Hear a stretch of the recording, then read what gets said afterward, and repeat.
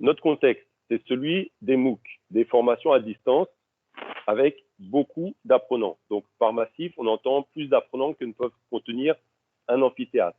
Dans ce contexte-là, de formation à distance, avec beaucoup d'apprenants, les instructeurs ont un problème de suivi. Ils n'arrivent pas à savoir ce qui se passe à l'intérieur du cours parce qu'ils ont trop d'apprenants. Donc, nous allons essayer de voir comment nous pouvons comprendre ce qui se passe de façon collective au niveau des apprenants dans les forums des MOOC. Comment est-ce que les apprenants interagissent et comment est-ce qu'ils apprennent de façon collective en s'appuyant sur une théorie pédagogique, le socio-constructiviste, qui définit que l'apprentissage se fait ensemble, à plusieurs. Dans les sites de formation à distance, c'est surtout à l'intérieur des forums que les apprenants peuvent échanger et dialoguer.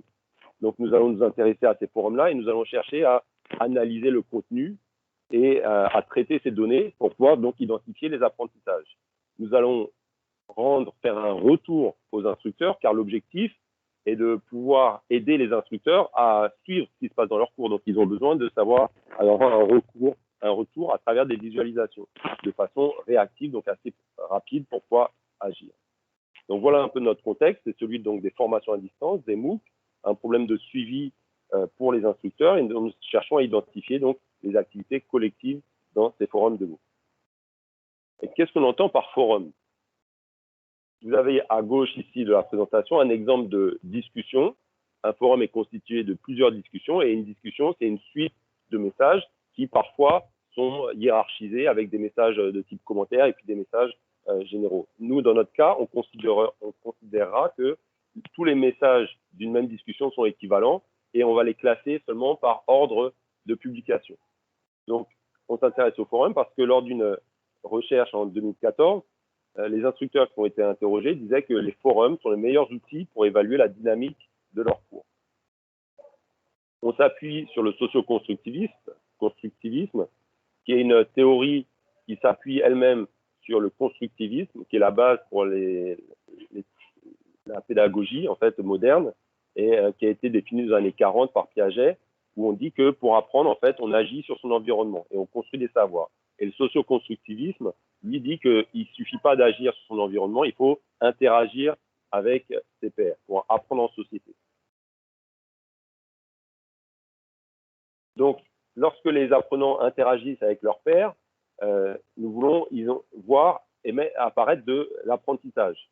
Et ils le font de façon dynamique. On va ici définir ce que c'est que la dynamique collective en s'appuyant sur des notions très présentes dans notre spécialité. La spécialité de ma thèse, c'est donc les environnements informatiques pour l'apprentissage humain. Et on parle souvent de dynamique collaborative, de collaboration et de coopération. Donc, on va s'appuyer sur ces deux termes pour définir la dynamique collective. La collaboration, les activités collaboratives, ça peut être vu comme un engagement mutuel, coordonné pour résoudre un problème commun, ou encore comme une activité synchrone et persistante entre personnes égales qui partagent un objectif commun spécifique. Donc, par exemple, des joueurs d'une équipe de foot, ils collaborent, ils ont un objectif commun et ils restent membres d'une équipe même quand ils ne sont pas sur le terrain en train de jouer. C'est le cas aussi des groupes d'élèves ou d'un orchestre de musique. Donc, c'est une notion assez forte, la collaboration. La coopération, elle est un peu moins forte comme notion puisque l'objectif peut être différent. Par contre, il y a toujours une action ensemble, une intention d'agir ensemble, mais avec des objectifs différents. Par exemple, deux équipes de football, deux équipes adverses, elles coopèrent parce qu'elles acceptent des règles disons, communes, mais elles n'ont pas le même objectif. Chaque équipe doit gagner la partie. Un professeur et des élèves, ils n'ont pas le même objectif, mais pourtant, ils coopèrent, ils agissent ensemble dans la classe.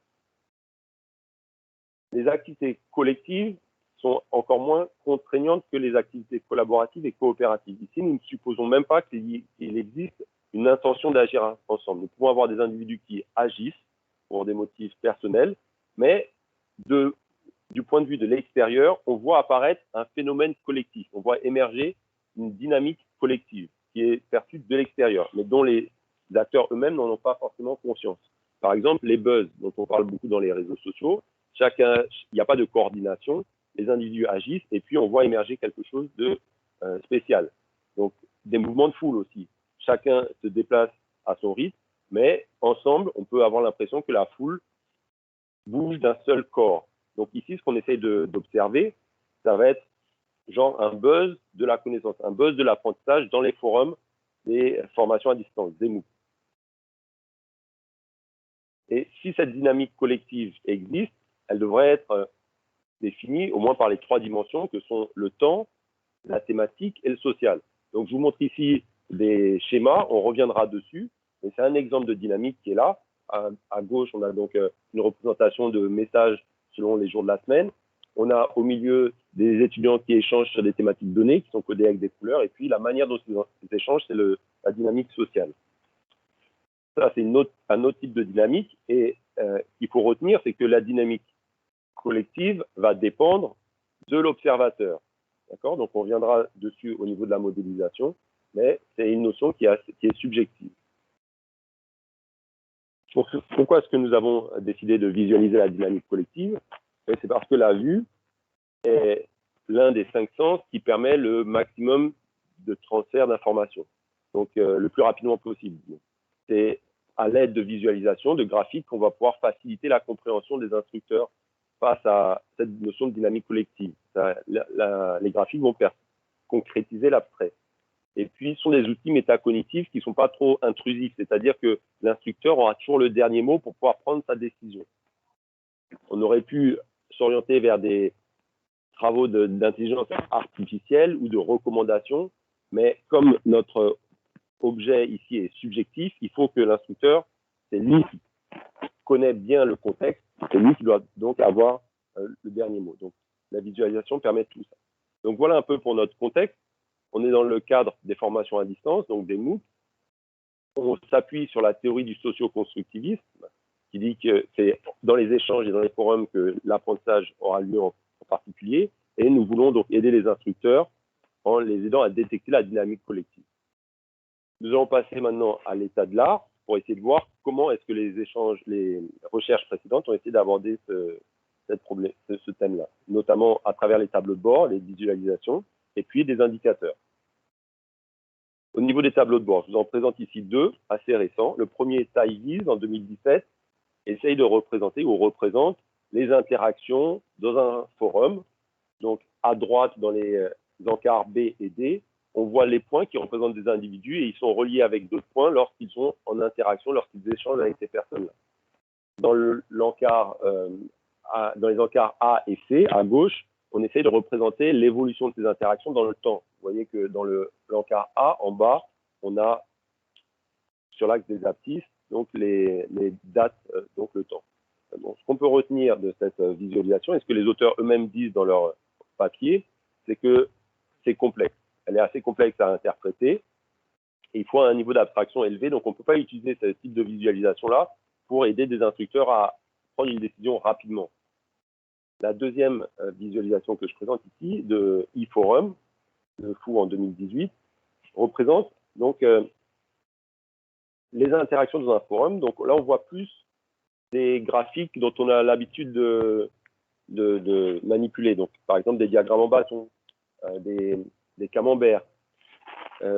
Donc, c'est important d'avoir des graphiques comme ça qui sont faciles à interpréter, ou du moins qu'on a l'habitude d'interpréter depuis le collège ou le lycée. Mais ce qui est intéressant aussi ici, c'est que à gauche, donc vous voyez cette rivière à 4 couleurs, vert, jaune, marron et rouge, elle essaye de représenter l'origine des messages. Est-ce que les messages viennent d'une discussion générale? Est-ce que les messages viennent d'une discussion avec des questions? Est-ce que ça vient d'un forum, avec sur l'évaluation, sur l'assessment? Donc, l'idée que Fou essaye de faire ici, c'est de montrer l'origine du message, le contenu du message. D'accord? Cependant, il n'y a pas une vraie analyse du contenu. On dit juste, ben voilà, tel message a été publié dans un forum général ou dans un forum d'évaluation. Les visualisations qu'on a présentées sont des visualisations globales de l'activité. On n'a pas pu identifier de groupes d'apprenants qui interagissent d'une certaine façon. Et il n'y a pas donc d'analyse du contenu. Donc, elles ne sont pas satisfaisantes de notre point de vue. Au niveau de la mesure des indicateurs, qu'est-ce qu'on va mesurer?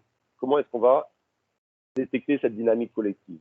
Donc, il y a trois approches. Il y a une approche quantitative, qualitative, et puis il y a une approche mixte, plus récente, qui s'appuie sur des techniques de TAL et de SNA, qui veulent dire donc traitement automatique de la langue, et Social Network Analysis, donc c'est l'analyse des réseaux sociaux. Donc, tout d'abord, historiquement, on a vu apparaître des indicateurs quantitatifs qui donnent des statistiques sommatives, le nombre de messages publiés, le temps de connexion des individus sur la plateforme, le nombre de personnes avec qui ils ont écrit ou le nombre de mots. Okay. Mais ces analyses quantitatives ignorent le contenu des échanges. Et ça reste des mesures d'activité globales qui ne détectent pas donc des groupes ou des sous-groupes d'apprenants. Les indicateurs de type qualitatif s'appuient généralement sur un cadre ICAP qui veut dire donc on essaye d'analyser si les messages sont interactifs, constructifs, actifs ou bien si la personne qui a écrit le message était passive. Ça nécessite une analyse manuelle des messages. Donc, c'est à petite échelle et on ne peut pas l'appliquer à un MOOC où on a des milliers d'apprenants. De plus, ces recherches portent sur une comparaison entre l'engagement des apprenants, identifiés à travers le message, et puis leur performance à la fin, est-ce qu'ils arrivent à finir le MOOC ou pas. Car l'un des problèmes des MOOC, c'est justement qu'il y a un fort taux d'attrition, c'est-à-dire que sur les 100 élèves qui sont inscrits, il y en a 10% qui finissent les MOOC en général. Et puis, on a les indicateurs mixtes, donc à base de traitement automatique de la langue et d'analyse statistique des réseaux sociaux. Donc, je vais vous parler de deux recherches, celle de Bourougeni et de Dascalu. La première a essayé de voir l'impact des vidéos publiées dans un MOOC sur l'activité du forum. Est-ce que le moment de publication de la vidéo agissait sur le contenu et sur la quantité des échanges dans le forum? Cette recherche est aussi intéressante parce qu'elle a permis de mettre en valeur des apprenants qui étaient jusque-là ignorés parce qu'ils ne publiaient pas beaucoup et ils se sont rendus compte qu'en fait, un message publié par des apprenants qui étaient marginaux pouvait déboucher sur une discussion foisonnante, donc créer le buzz avec un seul message. Donc pour ça, ils ont utilisé ces deux approches, deux techniques. Et puis, on a une autre approche de Dascalu qui s'est intéressée à des groupes d'apprenants et a développé un indicateur de cohérence de la discussion. Donc aussi avec ces deux approches. Cependant, son étude portait sur des groupes qui étaient déjà constitués, et donc on n'a pas une étude qui détecte des groupes d'apprenants dans un forum où il n'y a pas de structure particulière à l'avance du point de vue des professeurs. Les apprenants viennent échanger, on ne les oblige pas à être en groupe. Donc ici, dans Dascalu, on demandait déjà de créer, les groupes étaient déjà créés. Et puis, même si l'indicateur a été validé par des experts qui disaient que effectivement, la cohérence des échanges était concordée avec une personne humaine pouvait faire, ça restait avec des petites échelles, donc 2-3 apprenants.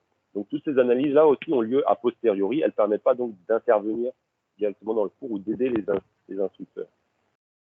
Donc, notre problématique reste d'actualité, c'est-à-dire comment est-ce qu'on va détecter et visualiser la dynamique collective des apprenants à partir de leurs traces dans les forums, à partir de leurs échanges dans les forums, et dans le but de faciliter l'intervention des instructeurs. Pour cela, il va falloir répondre à des questions scientifiques. Qu'est-ce qu'on va mesurer concrètement? Où est-ce qu'on va avoir cette information? Comment est-ce qu'on va mesurer cette information? Qu'est-ce qu'on va chercher à détecter? Avec quel type d'outils? Et puis, techniquement aussi, il va falloir traiter le fait qu'on a énormément de données.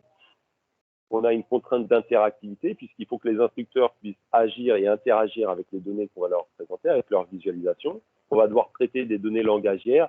Donc, il y a tous les problèmes de synonymie, d'homonymie, enfin de traitement du langage en lui-même, peut être assez délicat à effectuer. Et puis, on a finalement cette contrainte de subjectivité de notre indicateur. On essaye de mesurer une dynamique collective qui dépend de l'observateur. Comment est-ce qu'on va modéliser ça?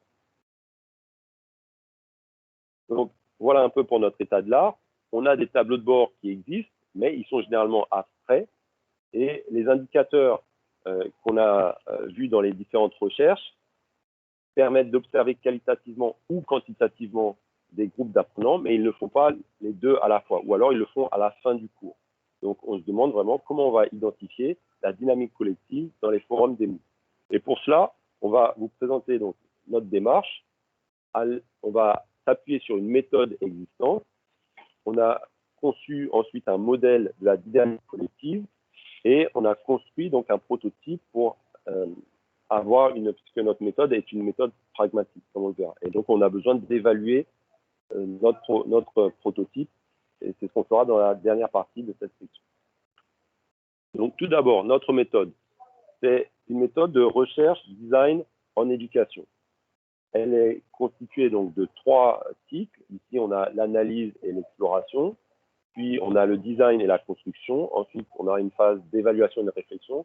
Et puis, on a un grand cycle ici de maturation de l'intervention. Donc, c'est une méthode qui est pragmatique.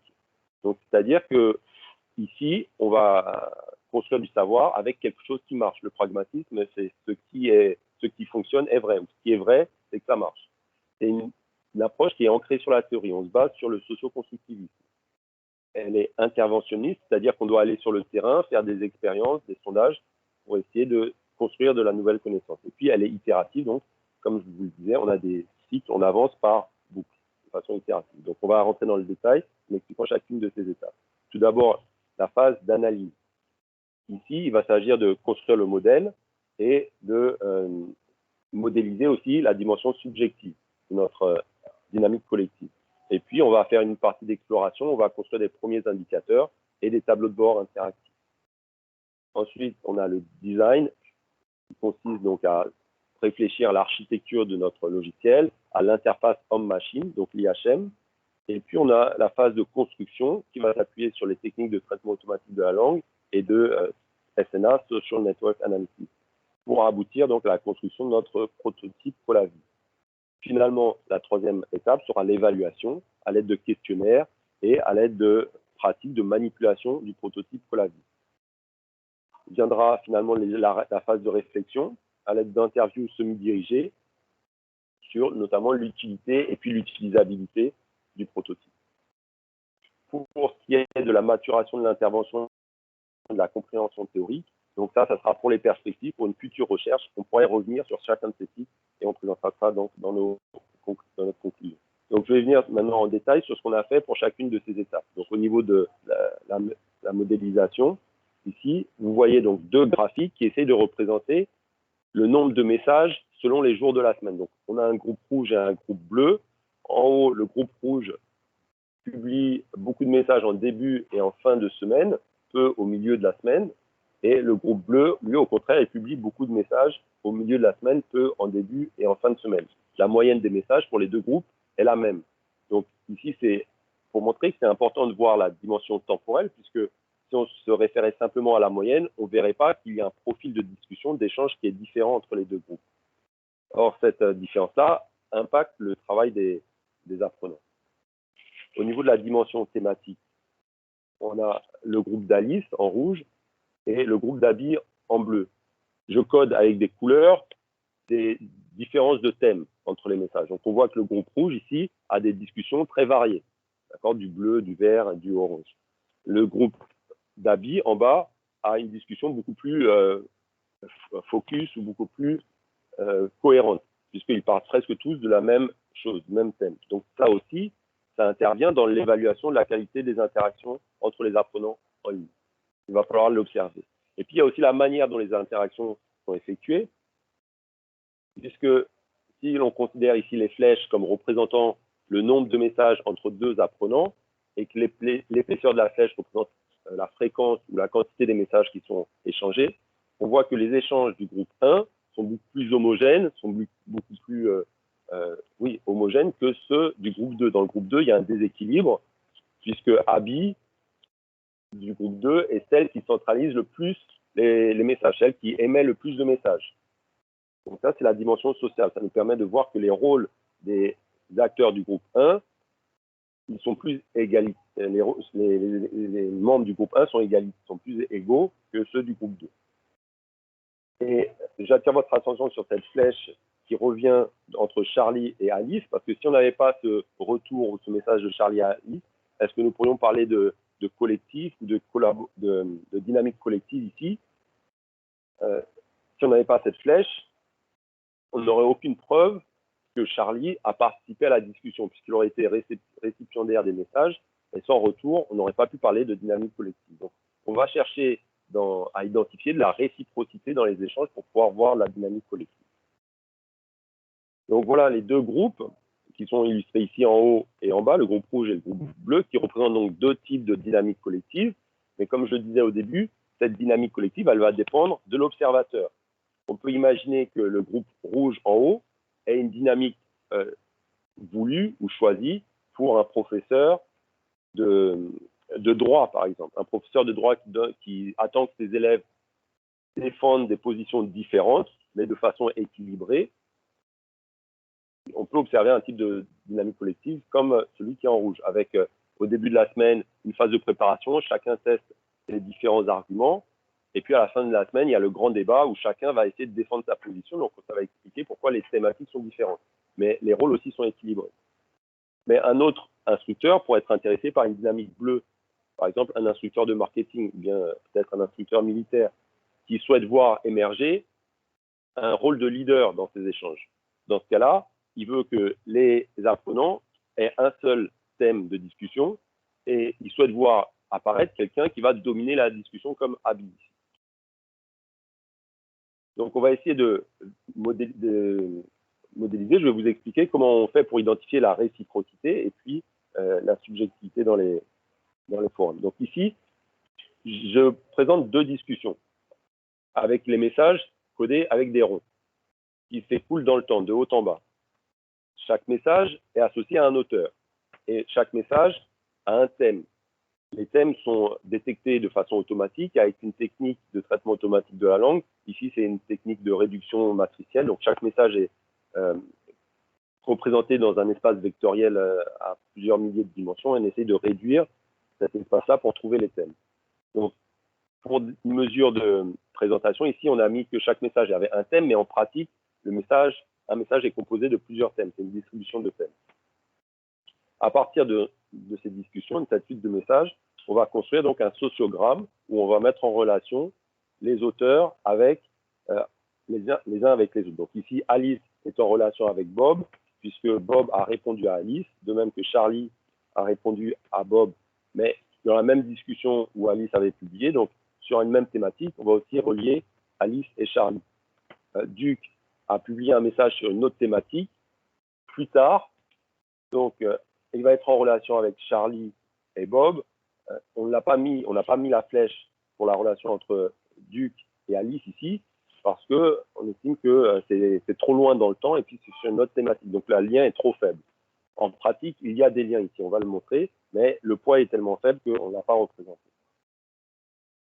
Donc, il faut bien comprendre que ce sociogramme, il est en trois dimensions. Il y a d'abord la dimension temporelle, avec les messages qui sont proches d'un point de vue temporel. Et puis ensuite, on va avoir un sociogramme qui va être construit avec la dimension thématique, pour les messages qui sont proches de façon thématique. Ce n'est pas forcément le même sociogramme. Et puis, on va avoir donc un sociogramme qui va être basé sur le rôle et les la manière dont les étudiants échangent entre eux. Et donc là aussi, ça sera un autre sociogramme. Et donc, ce sont ces trois dimensions-là qui sont intégrées ensemble pour donner un sociogramme qui va être valué, où chaque flèche va donc avoir un poids compris entre 0 et 1. Donc ici, on a, pour une raison d'illustration, choisi d'illustrer que trois forces de lien, mais c'est un continuum entre 0 et 1 pour chaque lien. Donc Alice est moins fortement liée à Charlie qu'elle ne l'est à Bob, puisque le message de Charlie est plus tard dans le temps. Donc, comment on va faire pour modéliser le point de vue de l'observateur? On va donner la possibilité à l'observateur de définir un seuil sur ce qui est important pour lui en termes de dimension. Donc, pour chaque dimension, il va définir un seuil. Si ce seuil est élevé, on ne va garder que les liens qui ont un poids plus fort que le seuil défini par l'observateur. Donc ici, on ne garderait que les flèches rouges pour un seuil à 0,99. Si l'observateur diminue son seuil, ce requis, on va considérer d'autres liens de notre sociogramme et on va voir apparaître donc des circuits, des cycles ou de la réciprocité. Donc, on va pouvoir, à ce moment-là, définir des groupes d'apprenants qui appartiennent à un même circuit, qui sont dans un même groupe où il y a de la réciprocité. C'est donc ce groupe d'apprenants-là qu'on va faire remonter aux instructeurs pour qu'ils puissent identifier la dynamique collective. Donc, derrière, il y a un formalisme mathématique. Donc, ici, I, c'est la force implicite des liens dans le sociogramme, ça dépend du message et ça dépend du temps aussi. Et c'est donc une force qui est en 3 dimensions. Donc, une dimension temporelle, une dimension thématique et puis une dimension sociale. Donc, les courbes qui sont représentées ici, qui représentent la force entre le lien entre les relations dans le sociogramme et l'explicitation qui va être remontée aux instructeurs, elle est codée par un polynôme de Bernstein dont la formule est en bas. Donc ces courbes-là vont dépendre du seuil requis par l'observateur, qui est indiqué ici par R. Donc plus le seuil est faible, plus on va expliciter un grand nombre de relations. Et donc faire remonter plus de groupes à l'instructeur. Donc la phase d'exploration, on a, après la construction de notre modèle, on a donc créé des prototypes, on a déjà testé des visualisations. Donc en haut, ici, on a un profil d'activité d'un utilisateur qui est sur un forum. Donc en jaune, on a son activité normale, et puis en bleu, on a sa vraie activité donc, de lecture. Et puis en bas, c'est une représentation plus dynamique, plus collective, où on a la comparaison de 2 apprenants, de 2 profils d'activité pour les apprenants. Donc ça, on a utilisé un jeu de données Moodle pour faire ça. Et puis on a créé d'autres visualisations. Donc là, c'est une visualisation interactive basée sur des données de l'UVCI. L'UVCI, c'est l'Université virtuelle de Côte d'Ivoire. Donc on a eu un partenariat avec l'UVCI et on a récupéré les données Hangout de plusieurs milliers d'apprenants, de plusieurs milliers d'instructeurs pendant 9 mois. Et donc, on a ici à droite les messages qui sont représentés par des disques plus ou moins gros en fonction de la longueur du message. On a au milieu les noms des instructeurs qui ont été floutés pour des questions de vie privée et de respect de la loi. Et puis, on a à gauche donc le nombre de messages par instructeur donc, selon une échelle logarithmique. Donc, en fait, ici, avec la souris, on peut zoomer sur une zone du graphique et on va le faire. Mais on voit apparaître ici déjà des lignes verticales, en fait. Juste en représentant les données comme ça, il y a des lignes verticales et c'est un premier phénomène collectif qui émerge juste de l'affichage, de la visualisation. Et ça correspond en fait au moment où les instructeurs se retrouvaient pour des discussions. Donc, lorsqu'on zoome avec la souris, on peut voir apparaître les messages et avec le survol de la souris, on va voir le contenu des messages. Donc, on a un changement d'échelle ici et ça nous a permis de tester des techniques d'interaction, d'interactivité au niveau de la visualisation. Je vous montre maintenant au niveau de la construction un sociogramme. À quoi ça représente? Ce que ça représente. Donc, lorsqu'on a conçu ce sociogramme, qui est basé sur des données de Coursera qu'on a récupérées, plusieurs milliers de messages, plusieurs centaines d'apprenants, on s'est rendu compte qu'il y avait un problème de parallélisation du code pour pouvoir calculer ne serait-ce que ce sociogramme et les mettre en relation. Et ce sociogramme, en fait, je vous montre parce qu'il est caractéristique des structures sociales humaines. On a généralement, donc les points ici représentent des individus, les liens, c'est les messages entre les individus, et on voit qu'il y a des groupes d'apprenants qui sont fortement connectés, on appelle ça des clusters, et puis ils sont plus lâchement connectés avec d'autres groupes d'apprenants. Donc pour faire tout ça, on a eu besoin de techniques de parallélisation du code. Et les couleurs ici représentent donc l'origine des messages en fonction de la discussion, et plus la discussion est ancienne, plus la couleur de la discussion va être foncée. Donc c'est un sociogramme valué et longitudinal. Donc je donne un exemple ici de l'interface de Colaviz, d'une vidéo. Donc c'est l'interface qui est là, elle va être composée des paramètres de 6 fenêtres. Une vue temporelle, une vue des discussions, une vue détaillée, les textes, et puis une vue des groupes, qui va permettre de sélectionner, qui va permettre à l'instructeur de sélectionner le seuil, selon les 3 dimensions. Donc chaque vue a une explication pour tout ce qui est considération ergonomique. On peut redimensionner les fenêtres pour que l'instructeur définisse son interface comme il le souhaite et ce qui lui semble le plus pratique. On peut donc trier les fenêtres. Les fenêtres sont liées les unes avec les autres.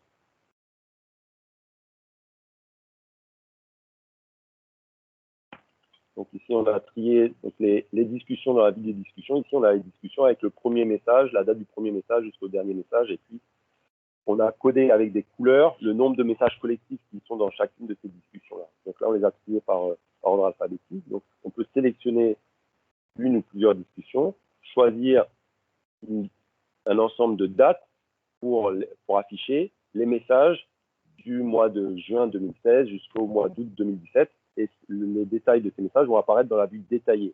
Et dans la vue détaillée, chaque discussion va être décomposée selon la thématique des messages. On voit en rouge les messages qui sont collectifs, qui participent à des dynamiques collectives. Donc ça sont les barres rouges à l'intérieur des messages. Et puis lorsqu'on sélectionne les barres dans la vue détaillée, on va voir apparaître le détail du texte au niveau des textes sélectionnés.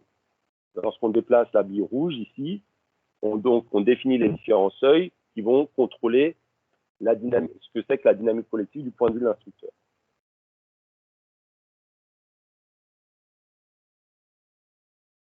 Donc ça, c'est le prototype qu'on a essayé ensuite d'évaluer à l'aide de plusieurs questionnaires et entretiens. Donc en juillet 2018, on a fait des questionnaires avec 48 tuteurs de l'UVCI. En janvier 2020, on a fait des questionnaires auprès des experts de l'UNIGE. l'UNIGE, c'est l'Université de Genève.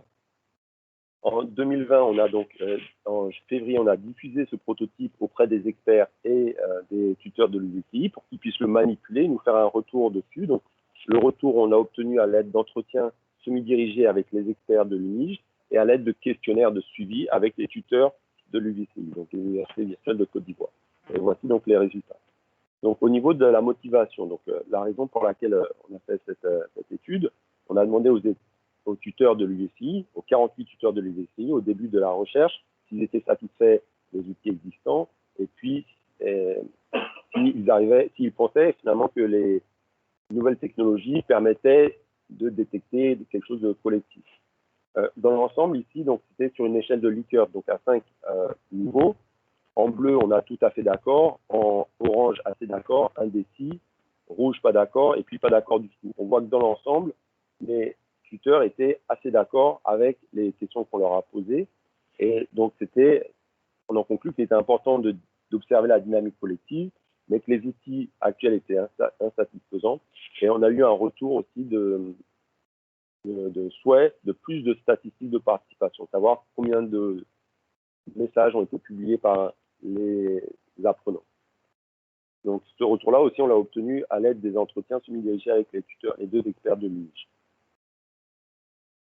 Au niveau de l'utilité de ce qu'il est utile de visualiser, est-ce que voir des statistiques sur les auteurs des messages, c'est utile ou pas? Donc, on voit encore ici que la plupart des questions sur l'utilité recueillent un accord assez fort de la part des interviewés. Donc, on a comme réussite que les vues des discussions temporelles, la vue des discussions et la vue temporelle ont été très appréciées. Donc, à la fois des tuteurs de l'UNIGE et des experts de l'UNIGE et des tuteurs de l'UVCI. Alors, on a moins de répondants ici, c'est plus une analyse qualitative parce que, entre-temps, il y a eu des questions il y a eu la RGPD, c'est le règlement sur la protection des données, qui protège les données éducatives et qui rendent plus difficile l'accès à ces données-là. Donc, on a eu moins de répondants, mais on a conduit des entretiens pour avoir une analyse plus qualitative des résultats. Ce qui est à améliorer, c'est surtout la détection des thématiques. Les experts et les tuteurs voulaient plus de détails sur les thèmes des messages. Et puis, sur l'utilisabilité, sur la facilité de manipulation du prototype, on a posé 2 types de questions. D'abord, est-ce que le tableau de bord était difficile à utiliser? Est-ce qu'il était compliqué? Ou est-ce qu'il était simple? Bon, ici, on n'a pas beaucoup de réponses. Donc, on voit que dans les 2 cas, de toute façon, l'avis n'est pas tranché. On en a conclu que le Colaviz, notre prototype, n'était pas assez intuitif, sauf peut-être la fenêtre paramètres. Donc, voilà pour en guise de conclusion. Donc, on a un besoin de la part des instructeurs pour suivre les dynamiques collectives, mais on n'a pas de possibilité satisfaisante de le faire. On cherche donc à comment on va faire émerger ces dynamiques collectives pour les instructeurs. Et en réponse à cette problématique, on propose de suivre une démarche de recherche en design et en éducation, qui est une démarche interventionniste, d'utiliser un modèle de dynamique collective et d'employer un prototype pour effectuer une évaluation pragmatique. Donc, les clés de nos verrous scientifiques, donc les questions qu'on se posait au niveau de la problématique, qu'avons-nous mesuré? On a mesuré le temps de publication, le contenu et les liens entre les auteurs. Où est-ce qu'on l'a mesuré? on est parti le chercher à l'intérieur des discussions, des forums, des MOOC, donc des cours en ligne massifs. Comment est-ce qu'on a fait? On a eu l'autorisation en fait de Coursera pour avoir l'accès aux données brutes. Donc on s'est basé sur les données brutes des échanges entre les apprenants. Et on a utilisé des techniques de traitement automatique de la langue et d'analyse des réseaux sociaux, et puis des techniques d'interaction, d'interactivité pour les interfaces. Ce qu'on pourrait faire dans les perspectives, dans une recherche future, on pourrait essayer de mesurer, donc que pourrions-nous mesurer? On pourrait mesurer des agrégations d'indicateurs individuels, essayer de faire la somme du nombre de messages postés par chacun des individus, ou le temps des connexions pour chacun des individus. Où est-ce qu'on pourrait aussi, on pourrait se demander aussi où pourrions-nous mesurer la dynamique collective, ailleurs que dans les forums. Il y a d'autres médiums de communication que les forums des plateformes, et notamment les apprenants de l'UVCI, en général, préfèrent les WhatsApp ou les Facebook que les forums proposés par la plateforme. Donc, ça pourrait être aussi un lieu où on va aller observer la dynamique collective. Et on pourrait peut-être utiliser la blockchain, quand je parle de blockchain, je ne parle pas forcément du Bitcoin, mais sur la blockchain, on a ce qu'on appelle des DApp, des Distributed Applications, des applications distribuées, qui permettent à l'utilisateur de garder toujours le contrôle de ses propres données, donc sans passer par un tiers, en l'occurrence si nous sommes passés par Coursera.